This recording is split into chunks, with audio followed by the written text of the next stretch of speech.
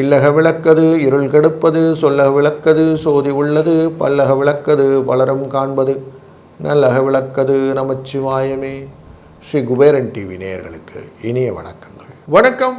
மேஷ ராசி நண்பர்களே, 8ஆம் தேதியிலேருந்து 14ஆம் தேதி வரை இந்த காலகட்டங்களில் சதய நட்சத்திரத்திலிருந்து ரோகிணி நட்சத்திரம் வரை செல்லக்கூடிய சந்திர பகவான் அப்படின்னு பார்க்க போகிறோம். ரோகிணியில் ஒரு உச்சம் பெற போகிறார். இந்த காலகட்டங்கள் நமக்கு எப்படி இருக்க போகுதுன்னு பார்க்கும்போது, சுக்கிர பகவான் உங்களுடைய ராசியின் 4ஆம் இடத்துல இந்த வாரம் குருவுடன் சேர்ந்து அமர்ந்து கொள்ளப் போகிறார். இதுவும் ஒரு அடிஷ்னல் விஷயம். இப்போது டபுள் டமாக்கா அப்படிங்கிற மாதிரி இந்த உச்சத்தில் பெறக்கூடியவன் சந்திரன், உச்சத்திலே அமர்ந்து கொண்டிருக்கக்கூடியதான குரு. அதனால் இந்த வாரம் எப்படி இருக்க போகுது, உங்கள் சைடில் உங்கள் காட்டில் மழை அப்படிங்கிற மாதிரி இருக்க போகுது. ஏன்னா உங்கள் ராசி செவ்வாய் ஆட்சியில் உட்கார்ந்துருக்கிறார். 2ஆம் இடத்துல சூரியன் அமர்ந்திருக்கிறார். இந்த 2ஆம் இடம் சூரியன் அப்படிங்கிற குடும்பத்தில் பற்றின சில கவலைகளை கொடுத்து கொண்டிருக்கிறார். 3ஆம் இடத்துல புத பகவான் இருக்கிறார். செய்கிற காரியத்தை அவ்வளோ கிளாரிட்டி இல்லாத சூழ்நிலை காட்டுறது. 4ஆம் இடத்துல குரு பகவான் உட்கார்ந்தனால ஃப்ரெண்ட்ஸு கூட எல்லா விஷயத்திலும் கலந்து பேசும்போது சில சிக்கல்களையும் கொடுக்குது. இந்த சிக்கல்களை கலைந்து நன்மையாக மாற்றுவதற்கு சுக்கிரனின் இந்த பயணம் நமக்கு ஹெல்ப்ஃபுல்லாக இருக்கும். அப்போ உங்களுக்கு ஹெல்ப் அப்படிங்கிற விஷயம் கிடைக்கும். 5ஆம் இடத்துல அமரக்கூடிய இந்த கேது பகவானால் குழந்தைகள் விஷயத்தில் சில விஷயங்கள் நீங்கள் நினச்ச மாதிரி டியூன் பண்ணிக்க முடியாத சூழ்நிலையும், 6ஆம் இடம் அப்படிங்கிற இந்த கன்னிராசியை சனி பகவான் பார்ப்பதும் குருவின் பார்வைப்பட்டு அவர் பார்வையினால் இருப்பதனாலே கொடுத்த காசு திரும்பி வருவதற்கான வாய்ப்புகளும் உண்டு. 7ஆம் இடம் என்கிற களத்திரஸ்தானத்தை உங்கள் செவ்வாய் என்ற ராசிநாதனே பார்ப்பதனாலே உங்களால் முயன்றவரை மற்றவருடன் கலகம் இல்லாமல் இருப்பது நல்லது அப்படின்னு வச்சுக்கோங்க. சூரியன் அஷ்டமஸ்தானத்தை பார்க்கிறார். அப்படிங்கிறதுனால உடலில் கொஞ்சம் அசதி உண்டாகக்கூடிய சூழ்நிலைகள் இருப்பது.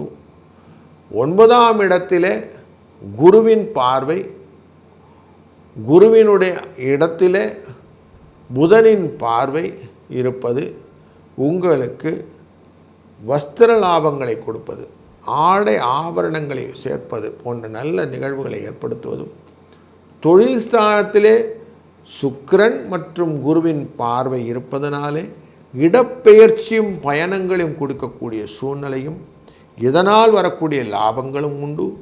தேவையற்ற வார்த்தைகள் உடனான விஷயங்களினாலே சில சிக்கல்களும் உண்டு. அங்கே மட்டும் கொஞ்சம் எச்சரிக்கையாக இருங்க. லாபஸ்தானத்தில் இருக்கக்கூடிய இந்த சனி பகவான் விரயஸ்தானத்திலே சென்று மறைந்திருப்பதனாலும், அங்கே லாபஸ்தானத்திலே ராகு அமர்வதனாலும் பண வரவுகள் உண்டாகும். நினச்ச மாதிரி காசெல்லாம் கிடச்சிரும், ஒரு பிரச்சனை கிடைக்காது, நல்லாயிருக்கும்.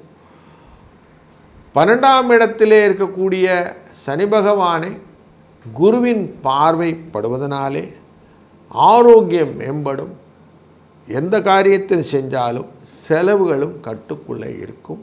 அதனால் இந்த வாரம் உங்களுக்கு திருப்திகரமான வாரமாக அமையப்போகிறது.